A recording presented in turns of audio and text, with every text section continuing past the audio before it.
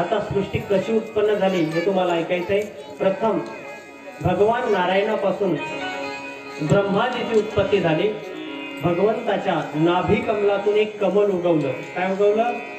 कमल पुष्प उगवलं आणि त्या कमल पुष्पावर ब्रह्माजीची उत्पत्ती झाली। ब्रह्माजीची उत्पत्ती झाल्यानंतर भगवंतांनी ब्रह्माजीला सांगितलं की तुम्ही आता सृष्टी उत्पन्न करा। सृष्टी उत्पन्न करा म्हटल्यानंतर तेव्हा मानस सृष्टी उत्पन्न केली जायची। मानस सृष्टी उत्पन्न करत असताना ब्रह्माजीने पहिल्यांदा 4 मानसपुत्र उत्पन्न केले। कोण? सनत, सनंदन, सनातन, सनत कुमार हे 4 मानसपुत्र उत्पन्न केले। त्यांना सृष्टी उत्पन्न करायला सांगितले पण त्याने नकार दिला। त्याचा राग ब्रह्माजीला आला आणि ब्रह्माजीच्या त्या भृगुटीचं भेदन झालं। भेदन झाल्यानंतर त्यातून जो पुरुष उत्पन्न झाला त्याचं नाव आहे रुद्र। तेच म्हणजे आपले शंकर भगवान की ज्यांचा आता उद्या शिवरात्री उत्सव आहे। त्या शंकर भगवंताची उत्पत्ती ब्रह्माजीच्या भृगुटीतून झाली। त्यांना सांगितलं की तुम्ही आता सृष्टीची उत्पत्ती करा आणि मग शंकर भगवान सृष्टीची उत्पत्ती करू लागले। पण सृष्टी उत्पन्न करत असताना शंकर भगवंताने भूत, पिशाच आदी प्रेत हे उत्पन्न करायला सुरुवात केली। भूत पिशाच उत्पन्न केल्यानंतर मला सांगायचं आहे की सृष्टी जेव्हा ब्रह्माजीने पाहिली तेव्हा सांगितलं की अहो ही सृष्टी काय आपल्या उपयोगाची नाही आहे। हे भूत प्रेत कोणाला आवडतं का? भूत प्रेत बसलेल्या पैकी कोणाची इच्छा आहे की आपल्या घरात भूतानं राहावं? नाही ना। ब्रह्माजीला सांगितलं की अरे बाबा ही सृष्टी आपल्याला नकोय। मग ब्रह्माजीने पुन्हा 10 मानसपुत्र उत्पन्न केले। कोणते? मरीची, अत्री, अंगिरा, पुलस्त, पुलह, क्रतु, भृगु, वशिष्ठ, नारद आणि दक्ष अशी 10 पुत्र उत्पन्न केले। त्यांना सांगितलं की तुम्ही सृष्टी उत्पन्न करा। परंतु सज्जनो काल गेला। ब्रह्माजीने आपल्या उजव्या बाजूतून, उजवी बाजू आहे त्यातून एक पुरुष उत्पन्न केला, डाव्या बाजूकडून एक स्त्री उत्पन्न केली आणि स्त्री आणि पुरुष उत्पन्न झाल्यानंतर तिथून पुढे जी उजव्या बाजूने जो पुरुष उत्पन्न केला ते म्हणजे मनु महाराज। डाव्या बाजूने जी स्त्री उत्पन्न केली ती म्हणजे शतरूपा। मनु आणि शतरूपा हे दोघे एकत्रित आले आणि तेव्हापासून वीर्य सृष्टीची उत्पत्ती झाली। मला सांगायचं आहे आपल्याकडे वेळ अपुरा असल्यामुळे त्यांना 5 संतान झाली। त्यापैकी 3 कन्या झाल्या आणि 2 पुत्र झाले। आकुती, देहुती आणि प्रसूती अशा 3 कन्या झाल्या।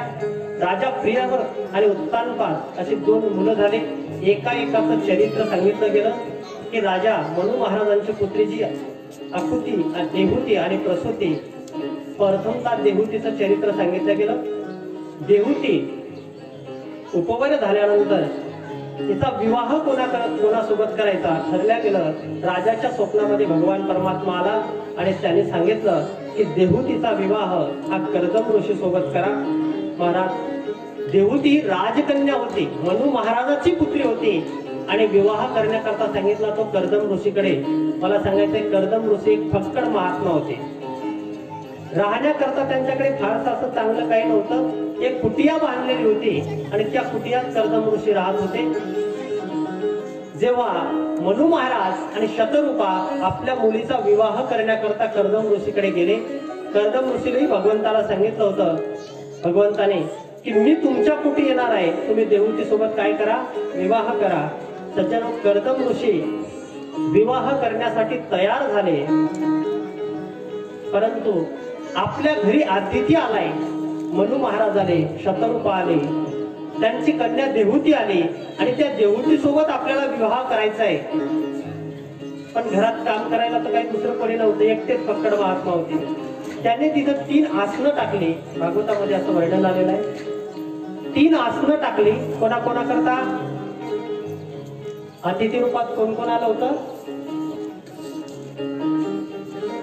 मनु महाराज, शतरूपा आणि त्यांची कन्या देहुती। तिघांस करता आसनं टाकली। मनु महाराज आसनावर बसले, शतरूपा आसनावर बसली, परंतु देहुती आसनावर बसली नाही। का? कारण देहुतीला माहित होतं काही काळानंतर हा आपला पती होणार आहे आणि पतीने टाकलेल्या आसनावर आपण बसायला नको। परंतु मनामध्ये विचार आला जर नाही बसलो तर पतीने दिलेल्या आसनाचा अपमान होईल। मग काय करायला पाहिजे? मला आता तुम्हाला विचारायचं आहे, तिनं काय केलं पाहिजे? बसलं पाहिजे का न बसायला पाहिजे? जर बसली तर पतीनं टाकलेलं असं नाही. काही काही महाभाग पत्न्या असतात, नवऱ्याला म्हणतात आला जेवायला आसन बसायला, नाही का? बिचारे ते भाग्यवान आहेत, बायको काम सांगतील हे ऐकतात, नाही का? आसन टाकलं, बसायला टाकलेल्या आसनावर न बसावं तर पतीचाही अपमान होईल, बसावं तरी पत्नीचा अपमान होईल. कारण का? पतीने टाकलेल्या आसनावर बसणं एवढी आपली योग्यता नाहीये.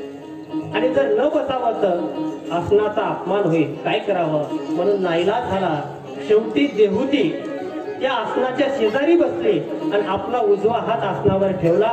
परिणामता आसनाचा स्वीकार केला आणि पतीचाही मान राखला. कर्दम ऋषीच्या लक्षात आलं की ही आपली पत्नी होण्याच्या योग्यतेची आहे. महाराज कर्दम ऋषीचा आणि देहूतीचा विवाह झाला. जंगलामध्ये मंगल झालं आणि लग्न लागल्याबरोबर मनु महाराज आणि शतरूपा आपल्या मुलीला कर्दम ऋषीच्या स्वाधीन केलं आणि तिथून निघून गेले. का? यातून एक शिकवण दिली आपल्याला. मुलीच्या घरी मायबापानं किती दिवस थांबायचं? काय किती दिवस?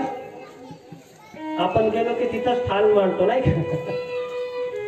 मुलीच्या घरी फार झालं तर पूर्वीची तर पद्धत होती की मुलीच्या घरी पाणी सुद्धा प्यायचं नाही. पण आता तशी पद्धत राहिली नाही. आता सगळं मुलीचा संसार जवळपास त्याच माता माऊली अर्धा करून देतात, नाही का?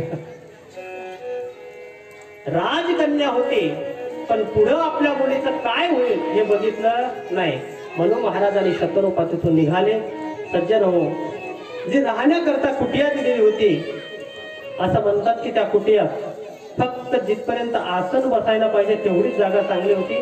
बाकी इतरत्र सगळं तिथं उंदीर, घोष, मुंगूस ते सगळे तिथं प्राणी राहायचे आणि सगळे घोसले केलेले होते. तेव्हा देहूतीनं सांगितलं की मी कुटिया चांगली करते. महाराज कुटिया चांगली करण्याकरता देहूती लागली आणि कर्दम ऋषीला समाधी लागली. असं म्हणतात की समाधी लागल्यानंतर काही काळ गेला, काही वर्ष गेले, पण समाधी उत्थान झाले नाही. देहूती त्यांची सेवा करत राहिली आणि सेवा करता करता करता एक दिवस असं म्हणतात की त्यांना समाधीतून उत्थान झालं. समाधीतून उत्थान झाल्यानंतर त्यांनी आपल्या पुढे कोणीतरी स्त्री आहे आणि आपली सेवा करते. विचारलं तू कोण आहे? कोणाला? आपल्याला जर आपल्या नवऱ्याने विचारलं बाई ग तू कोण आहेस, 4 महिन्याने विचारल्यावर मग त्याचं काही खरं नाही, नाही का? एवढ्या दिवसांनी विचारल्यानंतर तू कोण आहेस असं म्हटल्यावर तिनं सांगितलं महाराज तुम्ही माझं पाणी ग्रहण केलेलं आहे, मी तुमची पत्नी देहूती आहे. परंतु जेव्हा मी कुटिया साफ करण्याकरता लागली तेव्हा तुम्हाला समाधी लागली आणि त्यानंतर तुमची समाधी आज उत्थान झाली. कर्दम ऋषीला वाटलं की माझ्या एखादी जर राजकन्या आहे, एखादी निघून गेली असते, पण गेली सेवा केली. तेव्हा सांगितलं सांग तुला काय पाहिजे? तेव्हा देहूतीनं सांगितलं की महाराज मी एक संसारिक आहे आणि संसारामध्ये दुसरी काहीही गोष्ट लागत नाही. मग काय? मला पुत्र प्राप्ती पाहिजे. सज्जनो, आपल्या शक्ती सामर्थ्याने देहूतीला त्यांनी सुंदर बनवलं, स्वतः सुंदर बनवलं आणि एक विमान, पुष्पक विमान असं म्हणतात, तयार केलं. त्या विमानामध्ये त्यांनी भ्रमण केलं. भ्रमण केल्यानंतर त्यांना त्यामध्ये 9 कन्या प्राप्त झाल्या आणि 9 कन्या प्राप्त झाल्यानंतर कर्दम ऋषीने सांगितलं की मी देवाला आज्ञा केली होती की एक संतान झाल्या, एक पुत्र झाल्यानंतर मी निघून जाईन. परंतु देहूतीनं सांगितलं की तुम्ही पुत्र शब्द वापरला होता, तुम्हाला फक्त कन्या झालेल्या आहेत आणि आता पुत्र नाही आहे. शेवटी भगवंताची याचना केली आणि भगवंताची याचना केल्यानंतर देहूतीच्या पोटी स्वतः भगवान जन्माला आले. ते कोणत्या रूपामध्ये? कपिल भगवंताच्या रूपामध्ये. बोल कपिल भगवान की जय. कपिल भगवंत जन्माला आल्यानंतर कर्दम ऋषीने घराचा त्याग केला. नंतर देहूती जी आहे त्या देहूतीने कपिल भगवंताला नमस्कार केला. पुत्र असतानाही नमस्कार केला आणि नमस्कार केल्यानंतर कपिल देहूती संवाद फार मोठा आहे. आता आपल्याकडे तेवढा वेळ नाही, कधी वेळ जर प्राप्त झाला तर मी तुम्हाला निश्चित सांगेन. कपिल देहूती संवाद सांगत असताना असं सांगितलं जातं की देवहूतीने कपिल भगवंताला विचारलं, आपल्या पुत्राला विचारलं की सर्व सुख संपन्न असताना आतापर्यंत मला मानसिक समाधान झालं नाही, मला समाधान कुठे होईल? तेव्हा सांगितलं की तुम्ही जर संतांच्या सानिध्यात गेले, सुखया संत समागमे नित्य दुर्वावी तुझी आनामे, गहन होती सकळ कर्मे सर्व काळ प्रेमे डुलत असो. संतांच्या सानिध्यात गेल्यानंतर तुम्हाला सुख प्राप्ती होईल. देवहूती माता संत सानिध्यात गेली, स्वतःचा उद्धार करून घेतला. नंतर असा प्रसंग सांगितला जातो की जी द्वितीय कन्या होती आकुती, त्या आकुतीचा विवाह रुची प्रजापती सोबत झाला. बघा बर का, पहिला विवाह कोणासोबत झाला? देवहूतीचा. कोणासोबत माहित आहे ना? नसलं तरी मान हलवत जा, हो म्हणत जा, काय मला वाटत तुम्हाला कळते. पहिला विवाह कर्दम ऋषी सोबत देवहूतीचा झाला. दुसऱ्या कन्येचा विवाह रुची प्रजापती सोबत आकुतीचा झाला. आणि तिसरा विवाह प्रसूतीचा प्रजापती दक्षा सोबत झाला. रुची प्रजापती आणि दक्ष प्रजापती हे दोन वेगळे आहेत. तेव्हा दक्ष प्रजापती सोबत प्रसूतीचा विवाह झाला. प्रसूतीला त्या काळात तेव्हा सांगितलं गेलं की तिला 16 कन्या झाल्या, परंतु 16वी जी कन्या आहे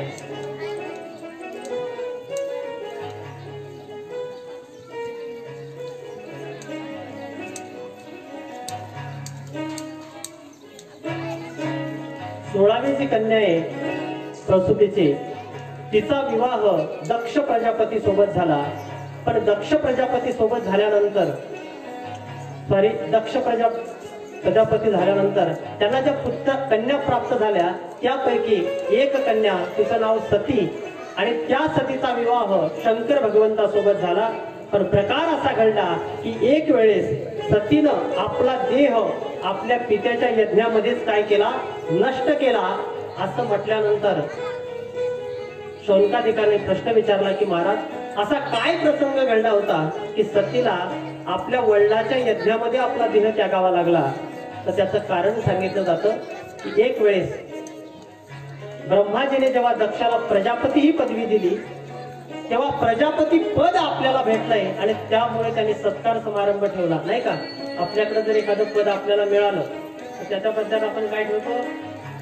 सत्कार ठेवतो, नाही का? यांनी आम्हाला मदत केली त्याबद्दल त्यांचा काय केला जातो? सत्कार केला जातो. तेव्हा त्यांनी सत्कार समारंभ ठेवला, सर्वांना तिथं आमंत्रित केलं, सर्व लोक तिथं आले, सर्व देवता तिथं आले आणि सर्व देवतांना प्रत्येकाला वेगवेगळं आसन दिलं.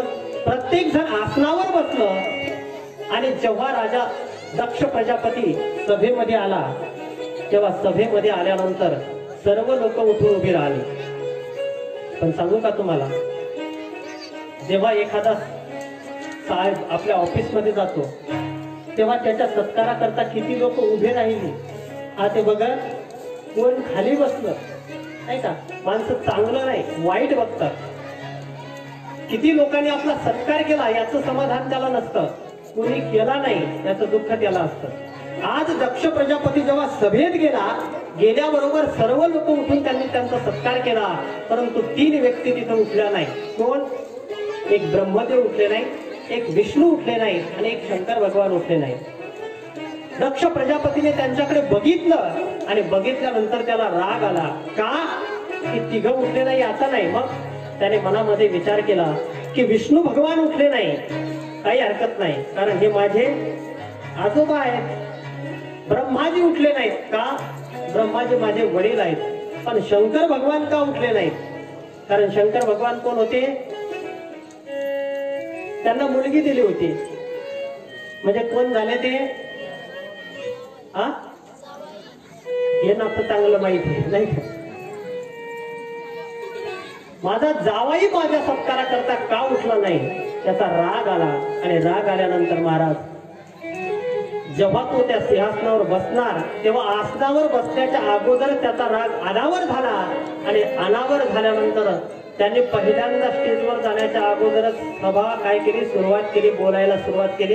कारण अध्यक्षाचं भाषण हे सगळ्यात शेवट असतं, तर त्यांनी सुरुवातीलाच भाषण करायला सुरुवात केली की ज्याला सभा काय असते हे माहित नाही अशा असाध्य माणसाला तुम्ही सभेमध्ये आणलं, ज्याला राहायला चांगलं घर नाही आहे, ज्याला कसे वस्त्र घालावं हे माहित नाही आहे, समाजामध्ये कसं वागावं हे माहित नाही, कोणाला मान द्यावा हे माहित नाही. महाराज जे बोलत होता, एका व्यक्तीनं विचारलं, का तुम्ही कोणाला बोलताय? कोणाला बोलत होता तो? कोणाला? शंकर भगवंताला. ते म्हटले तुम्हाला कळत नाही? अहो मी या शंकराला बोलतोय. काय? की ज्याला सभेचं काय अस्तित्व असतं हे माहिती नाही. महाराज माणसं फार विचित्र असतात. ते म्हटले असं जर माहित होतं की त्याला राहायला घर नाही, नाही का, घालायला कपडे चांगले, अमंगळ देशात राहतो, तर स्वतःची कन्या का दिली तुम्ही त्यांना? लोक बोलाय.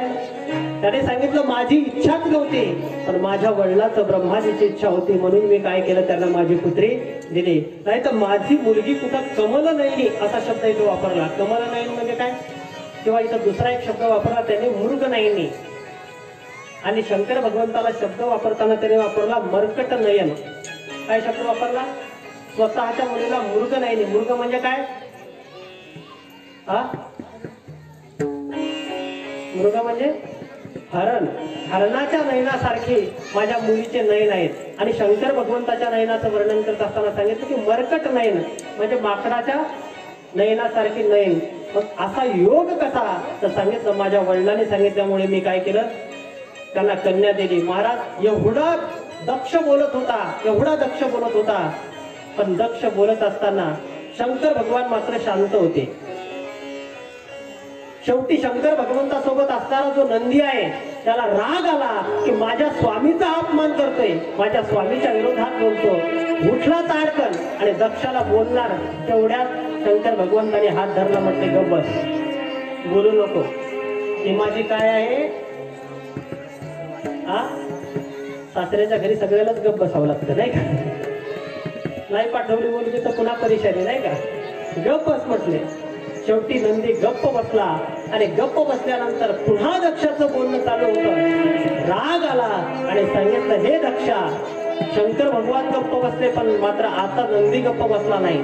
त्याने सांगितलं की हे दक्षा, तुला असं वाटतं ना की तू फार मोठा झालास, तुला प्रजापती पदवी मिळाली, त्याचा तुला अभिमान झालाय, पण तुला माहित नाही शंकर भगवान कोण आहे, त्यांचा अधिकार तुला माहित नाही. जेव्हापासून आम्ही आलो तेव्हापासून तू बडबड करायला लागलास. मी तुला शाप देतो की जा तुला बकराचं मुख लागल. कोणा शाप दिला? नंदीने शाप दिला. महाराज नंतर एकमेकाला शाप द्यायला लागले. शेवटी शंकर भगवंताच्या लक्षात आलं की आपण ही सभा कशाची होती? सत्कार सभा होती. सत्कार सभेचं परिवर्तन कशात झालं? शाप सभेत झालं. एकमेकाला शापच द्यायला लागले. शेवटी शंकर भगवंताने नंदीचा हात धरला, म्हटले चला. काहीही न बोलता शंकर भगवान आपल्या कैलास पर्वतावर आले. आल्यानंतर काही काळ गेला पण दक्षाच्या मनातला राग गेला नाही. माझा शंकराने अपमान केला, त्याचा मी प्रतिशोध घेतल्याशिवाय राहणार नाही. आणि पुन्हा एक वेळेस दक्षाने एक सभा ठेवली. त्या सभेमध्ये प्रत्येकाला आमंत्रण दिलं, पण कोणाला आमंत्रण दिलं नाही? कोणाला? फक्त शंकर भगवंताला आमंत्रण दिलं नाही. सर्व लोक आमंत्रित केले. आणि मग मात्र माणसं फार विचित्र असतात बरं का, फार विचित्र. शंकर भगवंताला आमंत्रण नाही दिलं हे लोकांना माहिती होतं, म्हणून प्रत्येक देवता आज विमान घेऊन चालल्यानंतर कुठून जाऊ लागले माहिती आहे? कुठून? कैलास पर्वतावरून. प्रत्येक विमान कुठून चाललं होतं? कुठून? कैलास पर्वतावरून. पार्वती माता बघू लागले की आज हे विमान चालले कुठं, कुठे हे विमान जात आहेत? आपल्या इथं आलं काय की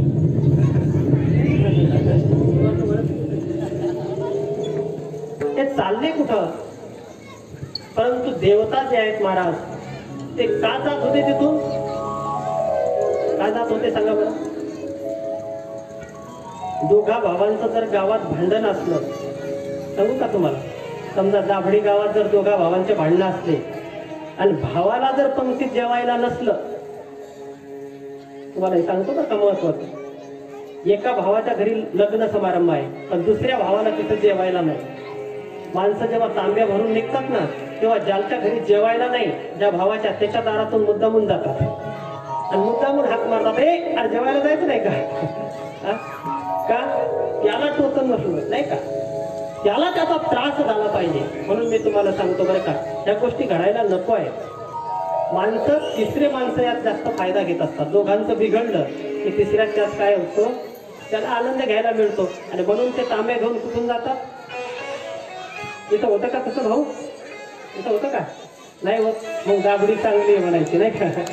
पण बऱ्याच ठिकाणी शंकर भगवंताच्या तिथं असं व्हायला लागलं. कसं आज प्रत्येक विमान शंकर भगवंताच्या कैलासावरून चाललं होतं.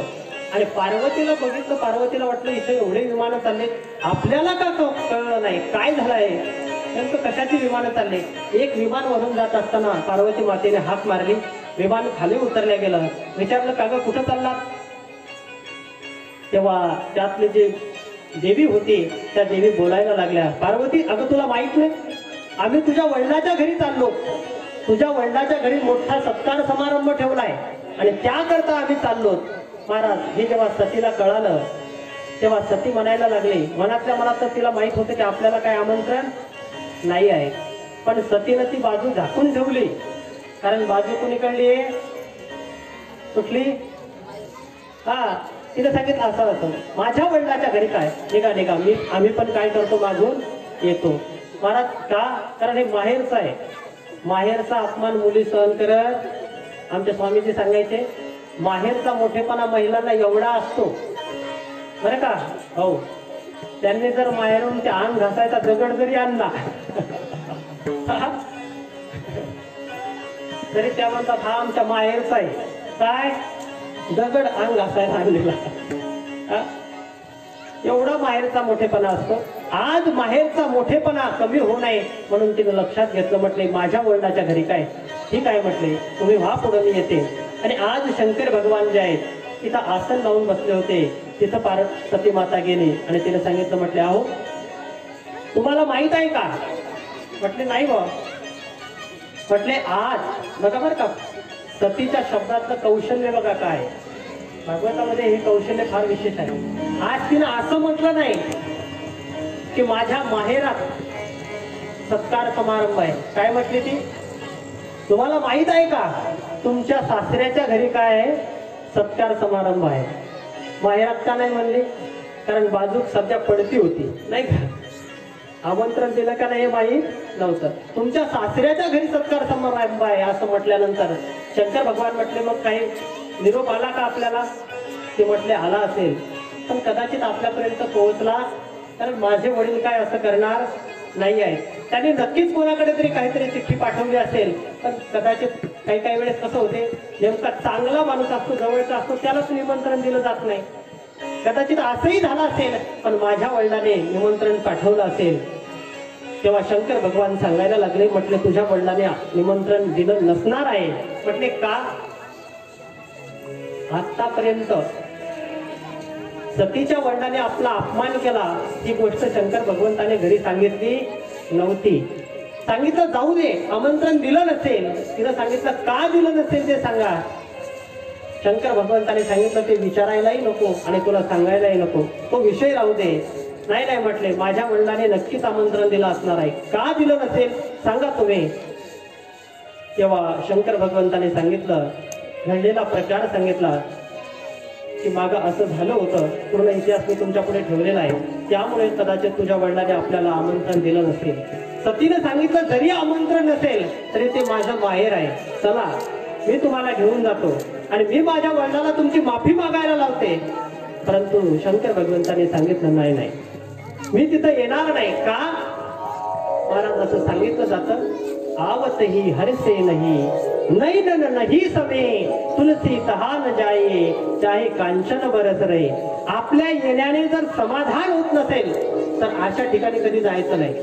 तुम्हाला सांगेन बरं का व्यवहार, आपण एखाद्या ठिकाणी गेलो आणि लोकांचे डोळे जर मोठे मोठे होत असतील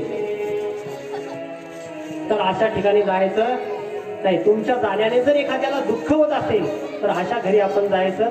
इथं तुलसीदास सांगतात, चाहे कांचन बरस रे, सोन्याचा पाऊस तरी पडत असेल तर अशा ठिकाणी जायचं नाही. सती महाराणीला शंकर भगवंताने सांगितलं की आता तू तिथं जाऊ नको. का, कारण दक्ष प्रजापतीचं माझा काय झालेला आहे, वाद झालेला आहे, आमचं प्रेम तुटलेलं आहे. आणि प्रेम तुटल्यानंतर ते जोडण्याचा कितीही प्रयत्न केला ते जोडल्या जात. महाराजांचे काय, प्रेम का धागा मत तोडे चटकाए. काय म्हणतात, प्रेम का धागा मत तोडे चटकाए, टूटे से फिर झूठे नहीं, झूठे गाठ पड जाए. काय म्हणतात, प्रेमाचा धागा एक तर तुटू देऊ नये, आपलं प्रेम तुटायला नको. आणि जर तुटलं तर तुम्ही कितीही जोडण्याचा प्रयत्न केला तर ते पुन्हा जुटत नाही. आणि जर जोडायचा प्रयत्न केला झूठे से, मग काय म्हटले, गाठ पड जाए. काय पडते त्यात, एखादी दोरी तुटली ती जर बांधायची म्हणली तर मग कशी बांधायची, हा, त्याला गाठ बांधावी लागते. आणि जर गाठ बांधली तर ती चांगली आहे का. म्हणून तर लोक म्हणतात हा माणूस कसा आहे, आतल्या काय, याला चांगली माहिती हो, भागवतापेक्षा जास्त माहिती. आतल्या गाठ म्हणजे गाठ ही चांगली नाही आहे. म्हणून पहिल्यांदा प्रेम तुटलं आहे, शंकर भगवान सांगायला लागले ती आता जुटणार नाही. पण सतीनं सांगितलं तुम्ही एकदा तरी चला माझ्या वडिलांकडे, माझ्या वडिलाला तुमची माफी मागायला लावते. पण शंकर भगवंताने सांगितलं माझ्याकडून ते जमणार नाही. नाईलाज झाला सतीचा. सतीला सांगितलं तूही तिथं जाऊ नको, तूही गेली तरी तुझाही तिथं अपमानच होणार आहे. पण नाईलाज झाला. महाराज माहेरचं माहेर पण गप्प बसू देणार. सतीने सांगितलं मी जाणार आहे बरं का. शंकर भगवंताने सांगितलं जाऊ नको. सतीने सांगितलं मी जाणार आहे. शंकर भगवान म्हटले जाऊ नको. परंतु शेवटी सती ऐकायला तयार नाही. लक्षात आलं शंकर भगवंताच्या, ज्या अर्थी ही ऐकत नाही त्या अर्थी काहीतरी अघटित घडणार आहे. सांगितलं जाऊ नको. महाराज सती म्हटले मी जाते. शेवटी शंकर भगवंताने डोळे लावले आणि सांगितलं बाई तुला जे करायचं ते, तुला जायचं असेल तर खुशाल जा आता. आणि सती जायला निघाली. आमचे स्वामीजी मौजेनं सांगायचे बरं का, स्वामीजी मौजेनं सांगायचे, म्हणायचे जेव्हा सती जायला निघाले तेव्हा शंकर भगवान डोळे लावून बसले, ध्यान लावून बसले. पण त्यांच्या मनात आलं की जाते का नाही बघावं. म्हणून सती समोर गेले की डोळे उघडून बघायचे नाही का, आणि गेल्यानंतर डोळे उघडून बघायचे, वापस फिरले की पुन्हा लावायचे. सती म्हणायची हे बघा बरं का चालले, ते जा म्हणायचे. आणि पुढे निघाले की डोळे उघडून बघायचे. सती वापस आले की पुन्हा डोळे लावायचे. शेवटी प्रसंग असा घडला की जेव्हा सतीनं सांगितलं हे बघा आता वापस येणार, आता मी चालले, आणि असं म्हणून जेव्हा सती निघाली सज्जन हो, आता शंकर भगवंताला माहित होतं की आता वापस येणार नाही. शेवटी शंकर भगवंताने आपले काही दूत काही गण तिच्या सोबत पाठवले. आणि गेल्यानंतर सती जेव्हा त्या सभागृहामध्ये पोहोचली, त्या सत्कार समारंभाच्या त्या मंडपामध्ये पोहोचले, तेव्हा दक्ष प्रजापतीनं सर्वांना सांगून ठेवलं होतं शंकर भगवंताचा जो कोणी अन्वयी असेल, जो कोणी त्यांच्या सानिध्यातला असेल त्यांच्याकडे बघायचं सुद्धा नाही, बोलायचं तर दूरच राहिलं. आणि मग जेव्हा सती द्वारावर आली, द्वारावर आल्यानंतर सतीकडे कोणी बघायला सुद्धा तयार नाही. लक्षात घ्या बरं का, सतीला कोणी बोलायला सुद्धा तयार नाही. आपल्या माहेरात आल्यानंतर आपल्याला कोणी बोलत नाही, एवढा मोठा अपमान दुसरा कोणता नसतो. कोणीच बोलायला तयार नाही, कोणती देवता बोलायला तयार नाही. जी देवता आपला मान राखत होती ती देवता कोण सरकून बसायला लागले.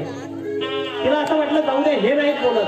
पण महाराज जेव्हा आपल्या बहिणीकडे गेले, बहिणीकडे गेल्यानंतर जेव्हा बहिणी पाहू लागल्या तेव्हा बहिणी बोलत होत्या, वरून चांगलं बोलत होत्या, पण आतून म्हणतात ना, काय म्हणतात त्याला, हा तुमच्या इकडे काय म्हणतात, दिसायला चांगलं ते नाही का, बोलणं काय चुलीला नाही का, ते काहीतरी असतं.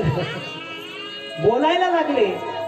बहिणी आल्या आणि म्हणायला लागल्या अगं बरं झालं तू आलीस, पण आम्हाला असं कळलं की तुला आमंत्रण नाही, तुझ्या नवऱ्याला आमंत्रण नाही हे आम्हाला कळलं, पण बरं झालं तू आलीस. आणि महाराज हे कळल्यानंतर बहिणी तू हसत मुख तिला दिसायला लागल्या. या सर्व सत्कार समारंभामध्ये सर्वजण प्रसन्न होते, फक्त एकच व्यक्ती तिथं दुःखी होती. कोण? सतीची आई. सतीची आई दुःखी होती. जेव्हा सतीला माहित होतं की सगळ्यांना आमंत्रण दिलं, सगळ्या मुलींना माझ्या आमंत्रण दिलं, पण माझ्या सतीला आमंत्रण दिलं नाही. आपली एक मुलगी आपल्याला आली नाही, एवढा सत्कार समारंभ आहे, पण ती माता माऊली एका कोपऱ्यात बसून रडत होती की माझी सती आज आली नाही, माझी सती आली नाही. मला तुम्हाला सांगायचंय, एखाद्या मातोश्रीला जर 2 कन्या असल्या तिच्या घरी जर काही लग्न समारंभ असला आणि एखाद्या मुलीला जावयानं नाही येऊ दिलं तर तिचा एवढा आनंद त्याचवर काय पडते, विरजन पडते पूर्ण. म्हणून ती रडायला लागली होती. जेव्हा सतीला पाहिलं, सतीच्या गळ्यात पडली, दोघी एकमेकीकडे बघून रडत होत्या. आणि सतीनं विचारलं आपल्या आईला, का आई, काय असं मी वाईट केलं होतं तुझं की माझ्या पतीला तू आमंत्रण दिलं नाही, काय चूक झाली आमच्याकडून? तेव्हा सतीची जी आई आहे तिनं सांगितलं, हे बघ, आता तू इथं बोलतेस ते बोल, परंतु तुझ्या वडिलांसमोर जाऊन असं बोलू नको. महाराज, दक्ष प्रजापती उच्च सिंहासनावर बसला होता. सतीनं सांगितलं, म्हटलं मी घाबरणार नाही. आणि जेव्हा दक्ष प्रजापती आसनावर बसला होता तेव्हा सती त्यांच्या समोर जाऊन उभी राहिली आणि पहिल्यांदा प्रश्न केला, माझ्या पतीला का आमंत्रण दिलं नाही? कारण मुलगी बापाचं प्रेमही तेवढंच ठेवते आणि राग आला की बोलणंही कमी करत नाही. विचारायला लागले हक्कानं, का माझ्या पतीला आमंत्रण दिलं नाही? तेव्हा दक्ष प्रजापतीनं सांगितलं की तुझ्या पतीने माझा अपमान केला आणि त्यामुळे आमंत्रण तर नाहीच नाही, पण तुझ्या पतीचं आसन सुद्धा आम्ही इथं ठेवलं नाही. आणि याचा राग आला सतीला. सतीनं सांगितलं, तुम्हाला माहित नाही, तुमच्याकडे एक पद आलं प्रजापती, पण माझा शंकर भगवान, माझे पती कसे आहेत हे तुम्हाला माहीत नाही आहे. त्यांची काय महती आहे हे तुम्हाला माहीत नाही. त्यांचं काय शक्ती सामर्थ्य आहे हे तुम्हाला माहीत नाही. ते कसे आहेत हे तुम्हाला माहीत नाही. शंकर भगवान कसे आहेत माहिती आहे? कसे आहेत? ज्यांचं कोणीच नाही त्यांचे कोण आहेत? आता आपल्याला उद्या शिवरात्र साजरी करायची आहे. महाराज, ज्यांचा कोणीच स्वीकार करत नाही, मी तुम्हाला मगाशी सांगून गेलो, भूत कोणाला आवडतात का? आवडतात? त्याला आवडतात. जर आवडले असते तर प्रत्येकाने आपल्या घरी एक एक तरी ठेवलं असतं का नाही पाळून? भूत आवडत नाही, पण शंकर भगवंताने सांगितलं, तुम्ही कोणी राहू देत नाही ना. एखाद्याच्या घरात जर असलं तर ते बाटल्या आणून भरून नेतात नाही का, पण त्यांना राहण्याकरता आसन शंकर भगवंताने आपल्या ठिकाणी दिलं.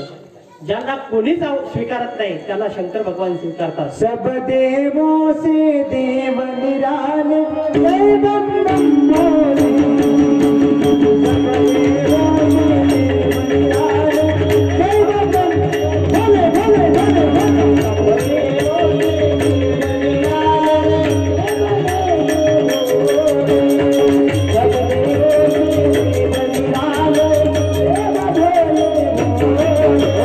सब देवों से देव निराले, जय बम बम भोले भोले भोले भोले. सब देवों से देव निराले, सब देवों से देव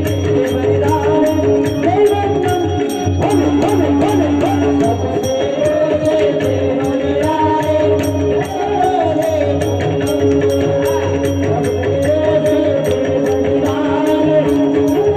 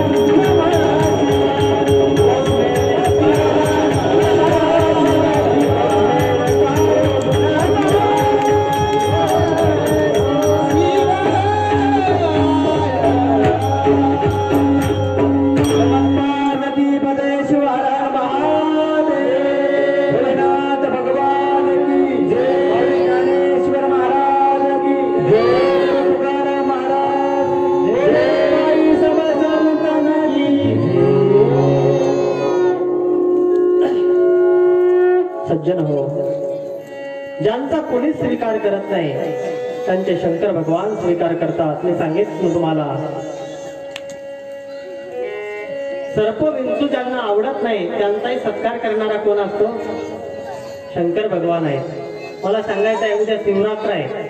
शिवरात्रीला कोणतं फुल भगवंताला आवडतं? हा? गुलाबाचं नाही आवडत का? हा? पोरं फारच विद्वान आहेत बरं का. दाबडीतले पोरं पाहून मला फार आनंद वाटला. बाकी ठिकाणी कथेला भरपूर पब्लिक असते, पण एवढे छोटे छोटे मुलं नसतात. खरंच या गावाची ही पुण्य सर्वात मोठी आहे. आणि ते कथेला बसल्यानंतर कथाच ऐकतात, नाही तर काहीला कथेला येतात पण कथाच करतात. काय कथाकाराला वाटते ही मोठी व्यथा झाली, नाही पण नाही, सुंदर आहे. देवाला शंकर भगवान जे आहेत त्यांना महाराज सगळ्यांचा ते स्वीकार करतात, ज्यांचा त्याज्य वस्तूचा ते स्वीकार करतात. सती महाराणी आपल्या वडिलाला बोलायला लागले की तुम्ही माझ्या पतीला ओळखलं नाही आहे, पण लक्षात घ्या, आता जर मी आसी वापस गेले आणि जर शंकर भगवंताने मला दक्षपुत्री जर म्हटलं तर मला ते सहन होणार नाही. मी आता अशी अपमानित होऊन गावी पतीकडे जाणार नाही. मग आता तुमची पुत्री म्हणून मला जगायचं नाही आहे. आणि राग आला सतीला महाराज. सतीनं त्या दक्षाचा जो यज्ञ चालू होता त्या यज्ञामध्ये उडी मारली आणि उडी मारून आपला देह त्यागला. ही गोष्ट नारद महर्षीद्वारा शंकर भगवंताला कळाली. आतापर्यंत दक्ष जो वाचला होता तो सतीमुळे वाचला होता, कारण का हा आपला सासरा आहे. पण आता सतीच नाही आहे. आता शंकर भगवंताचा राग अनावर झाला. आपल्या डोक्याचा एक केस उपटला, खाली टाकला, त्यातून एक पुरुष उत्पन्न झाला. त्या पुरुषाने दंडवत घातला शंकर भगवंताला. सांगितलं, स्वामी सांगा मला काय काम आहे. तेव्हा शंकर भगवंताने सांगितलं, हे वीर भद्रमते, हे वीर पुरुषा तुझं कल्याण असो. आणि हे वीर भद्रमते म्हटल्याबरोबर त्यांचं नाव वीरभद्र असं पडलं. वीरभद्र गेल्यानंतर त्याने दक्षाच्या पूर्ण यज्ञाची नासाधूस केली. नवे दक्ष जो आहे, दक्ष जेव्हा मारण्याकरता धावला महाराज, तेव्हा मारल्यानंतर शंकर भगवंताला त्याचा राग आला. आणि राग आल्यानंतर शंकर भगवंताने आपल्या त्रिशूळाने दक्षाचा मस्तक जे आहे ते धडा वेगळं केलं आणि ते मस्तक त्या यज्ञ होतं त्या यज्ञकुंडामध्ये टाकून दिलं. धड तिथंच पडलं. शंकर भगवान कैलासावर आले. यज्ञ अपुरा राहिला आणि यज्ञ जर अपुरा राहिला तर काहीतरी वाईट घडेल याची भीती देवतांना होती. म्हणून सर्व भगवान शंकराकडे गेले. भगवान शंकराची सर्वांनी माफी मागितली आणि सांगितलं की यज्ञ अपुरा राहिल्यानंतर काही संकट येईल, त्यामुळे तुम्ही एकदा चला आणि यज्ञ पूर्णत्वाला न्या.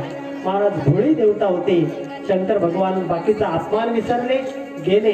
पण आता दक्षाला कारण मुख्य यजमान जिवंत नाही आहे, काय करायला पाहिजे.